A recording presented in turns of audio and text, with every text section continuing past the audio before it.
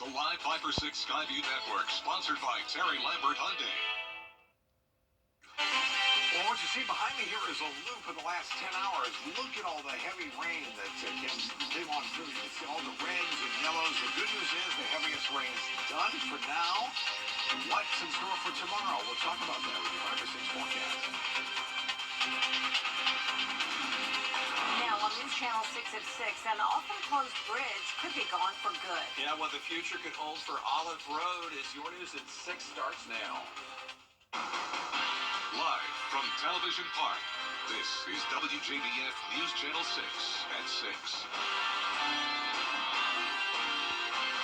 Good evening, everybody. I'm Brad Means. And I'm Jenny Montgomery. We'll get to your top stories in just a moment, but first let's check in with Chief Meteorologist Tim Miller. Tim?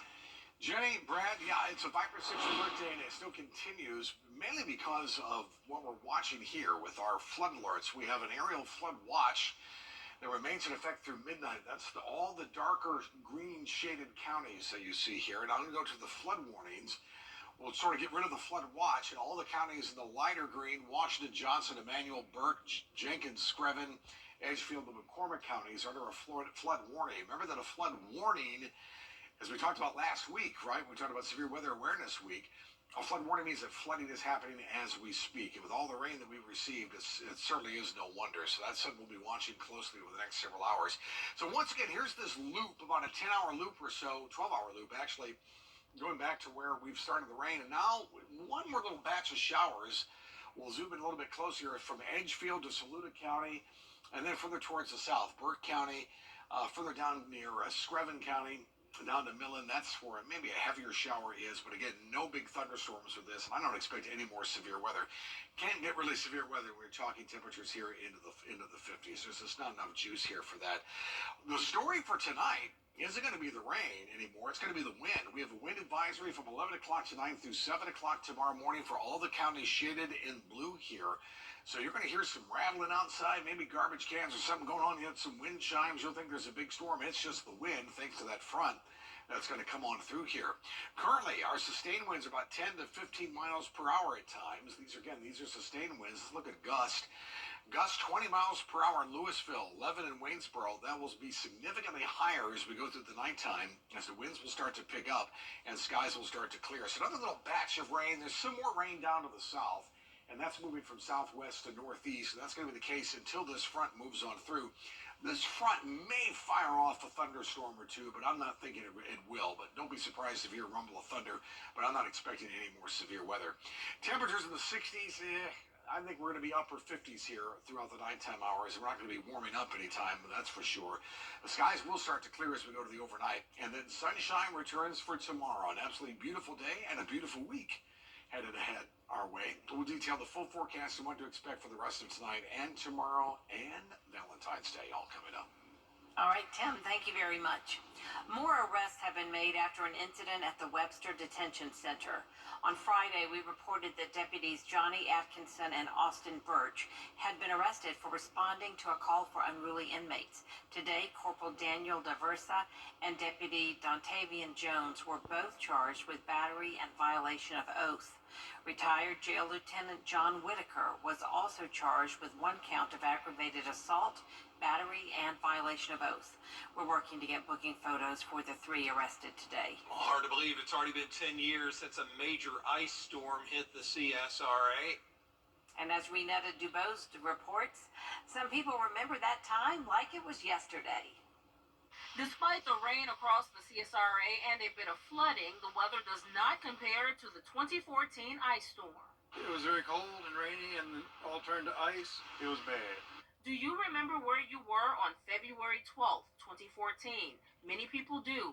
Ice-covered tree branches, power lines, and roads, wreaking havoc on day-to-day life. There is more sleet and freezing rain to our west, a whole batch of it from there. The weather closed schools, stores, and restaurants, and kept many people home. There was trees down everywhere, and people were coming from all over the southeast to help clean up the cut trees out of the road, and we were trapped until they got here, until somebody could get the trees off the streets. In the Peach State, 126,000 people don't have electricity right now. As crews restored power, some became innovative. We had hot water because the water heater was gas, so you heat up mason jars with hot water, and that would keep you warm at night. Others found power elsewhere. I had just started working at Bilo, and I was on the night shift, and all the power was out. I stayed in South Augusta, and Bilo's the only place that had power, so I actually wanted to go to work. And if Mother Nature didn't think a 10-year ice storm was enough, a 4.1 magnitude earthquake hit Edgefield by the end of the week, and many in Augusta could feel it too. Renette Dubose, WJBF News Channel 6. 4 men are in jail tonight after allegedly trying to cash fraudulent checks at a Grovetown gas station. The suspects who you see on your screen right now are facing forgery and other charges, including obstruction of law enforcement officers. Hannah Latier joins us now with the details. Jenny, the manager of the Lewiston Express gas station says a group of about 16 people showed up in multiple cars Friday. He says 5 of them tried to cash checks from a company called Wjbf Siding, but he felt like something wasn't right. He tells me he called the owner of the company, who said the checks weren't real. He says the suspects then ran out of the gas station. Deputies were able to catch and arrest 3 of the suspects on Friday and a 4th suspect on Saturday. Investigators say this is an organized crime ring. The suspects claim to be from El Salvador and Colombia, but live in Houston. They're trying to cash as many fake checks as possible and then regroup in Texas. They say deputies found a stolen handgun, Mexican passports, identifications for different names, and checks from Wjbf Siding and other businesses in the suspect's car. We've received bulletins from other agencies who have said that there is this type of scam going on where illegal immigrants are being used to cash fraudulent checks and then coming back to a main area to disperse that cash. So we believe this is one of those groups. Investigator Gaston tells me the investigation is ongoing and they're working with ICE and Border Patrol to find out if the suspects are illegal immigrants. He believes the 5th suspect, who still hasn't been found, may have been picked up and is on the way back to Texas. Bond was denied for all of the suspects. Brad? Hannah, thanks. Big changes for Olive Road in Augusta. The road is closed after the overpass got hit again, and it could stay closed. George Ascala has the story. At the Olive Road overpass, the feeling is, here we go again. The road is closed, another detour in place. You know, it happens all the time. I don't know why. Everything's here to deter people from hitting it, but they still want to hit it. It's almost like they're trying to tear it down. The latest accident last week knocked a heavy support beam off the bridge, and getting it fixed requires a special crew. So the work will take weeks just to get started. There are specialty crews that the railroad has that travel all over the country and do this sort of thing. They won't be able to be in Augusta until probably March. So we anticipate that the bridge will be closed through April. Late last year, commissioners discussed putting a chain curtain at bridge height so vehicles would hit that instead of the bridge. But no new devices have been installed. Hopefully we can put it in place before the bridge opens back up. And, you know, it'll be worth just to keep this from happening again. It could be May before the road reopens, and while the city waits on repairs, the plan is to study traffic to determine if the road could remain closed. A lot of it will depend on, the commissioners in the area, and I'll inform them of how everything's working and how traffic, was behaving while it was closed, and then we'll make a decision in the future. I'd rather see it open, but if they decide to close it, that's up to them. But the city now is looking at having the road closed at the bridge for the next several weeks. In Augusta, George Ascala, WJBF, News Channel 6. Coming up, senators set to vote on a big foreign aid package. Why lawmakers expect that bill to pass despite some pushback. Well, as the rain exits, the wind will be here. These are sustained winds coming up throughout the nighttime hours, up to about 20 miles per hour. The gust will be higher than that, maybe 35 to 40. A breezy 5 or 6 forecast is coming up. Savings in no time flat. Get started at GeorgiaPower.com today. With high inflation and high cost of living, it may not be the right time for you to buy a car. So why not show that car in your driveway some love and schedule service at mymiracleadvantage.com. This is a WJBF Live Viper 6 alert. And we're going to continue our Viper 6 alert for the rest of the evening, thanks to all of the flood watches and warnings that we have. Look at the sky over the airport. Current temperature reading is 58 degrees. Winds are south-southeast at 6. So even though we have a south-southeast wind at 6, our temperature is 58. And temperature in the 50s, you're not going to get severe weather here. So I think the severe weather threat's pretty much done with. Look at all the rainfall totals. These are estimated rainfall totals through Live Viper 6, and we'll have the official updates as we get to the nighttime hours. But 2.3 inches in Augusta, 2.7 in Aiken. Notice we have some 3-inch rainfalls. Look at Sandersville at 4 inches. Goodness, almost 5 inches down to Sylvania. And pretty much that's what we said it would be. So we're pretty much on target with the forecast for sure, but it was quite a bit of rain in a short period of time. Also dealing with the wind. Here's once again our wind advisory in effect from 11 o'clock tonight through 7 o'clock tomorrow morning for all the counties shaded in blue. Winds gusting up to 35, maybe 40 miles per hour. So if you hear a lot of rattling outside tonight, it's more the wind than anything else. Notice we go through the next several hours, the wind gusts will start to pick up here as that front moves on through perhaps up to 34, 35 miles per hour, maybe a gust up to 40 between 3 and 6 o'clock tomorrow morning. Something we'll watch closely. So temperatures will hold here into the upper 50s, and then we'll do our dip down into the 40s coming up for tomorrow, slowly clearing and bringing out the sunshine. So rain ends tonight, clearing and windy. Sunshine returns tomorrow. And, of course, the rain returns by the weekend. It doesn't always seem that's the case, right? So there are the gusts one more time here. Again, these hourly wind speeds, again, these are sustained winds, perhaps up to 20 miles per hour sustained winds. I think the wind will be the big issue tonight.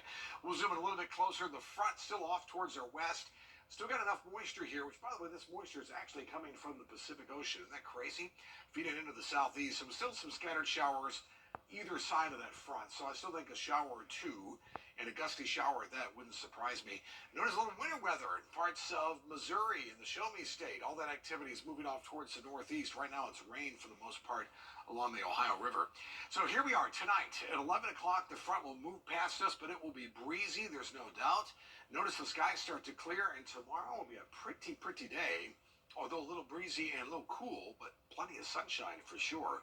This carries us into Wednesday. High pressure heads our way. Wednesday for Valentine's Day is going to be a beautiful day. Once that high goes towards the east of us, we're going to get on the back side of that thing, and by Thursday, Friday, we'll start to warm up. So, yeah, I'm expecting a little cool down, but it'll be just that, a cool down. No big deal. For sure. 45 overnight low for tonight. Clearing skies and windy. Still some showers, I'd say, till about midnight or so. Then once that front passes, it's just going to be windy. 60 the high tomorrow. Average high is 63. Our average keeps going up, getting closer to spring, right? So that's not too bad, but still a little cool for the day. Our 10-day Viper Alert forecast includes a lovely Valentine's Day at 63. Notice I'll do upper 60s for Thursday, Friday. Rain comes in again for Saturday. A little cool down here for Sunday, Monday, President's Day at 56 before we warm it back up until the 60s. Let's give away our Viper 6 umbrella tonight. Abracadabra. Johnny Harris of Augusta, congratulations to you. You won yourself a Viper 6 umbrella. Just good timing with all the rain, right? Register to win yours for free at WJBF.com. We're back in just a moment. The exterior of... With rent and expenses going up year after year, shouldn't your pay go up year after year too? If you're not happy with your pay, go to murphycareers.com. Now, WJBF sports coverage you can count on. We'll get to Super Bowl 58 in a minute, but first some breaking high school football news. Silver Bluff head coach D'Angelo Bryant confirming with me that he is leaving the Bulldogs program after 6 seasons with his alma mater. In those 6 seasons, Bryant led the Bulldogs to a 38-26 record, made the playoffs 4 of those 6 years, won a region title in 2021, and played for the state championship that year as well. He helped 33 Bulldogs reach the collegiate level in 6 years, also coached in Border Bowl several years, including the head coach 2 years ago. He's expected to take the head coaching job with Gray Collegiate. All the best, Coach Bryant and his family.